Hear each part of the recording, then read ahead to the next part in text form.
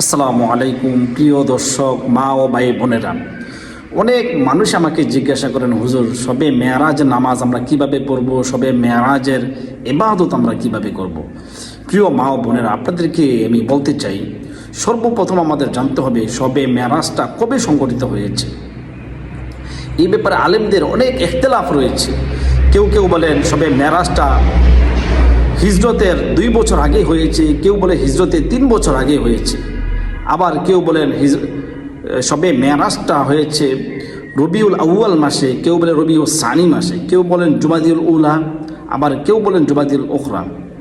কিন্তু সর্বাধিক গ্রহণযোগ্য মত হলো সবে মেরাজটা হিজরতের 1 বছর আগে, অর্থাৎ নবুয়তের 10ম বছরে হয়েছে।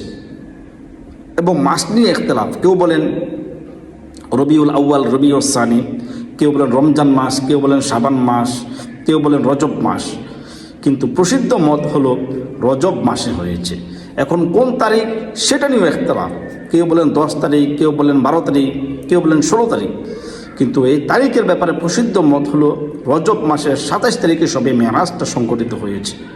প্রিয় দর্শক, এখন এই রাত্রিতে আমরা কি আমল করব?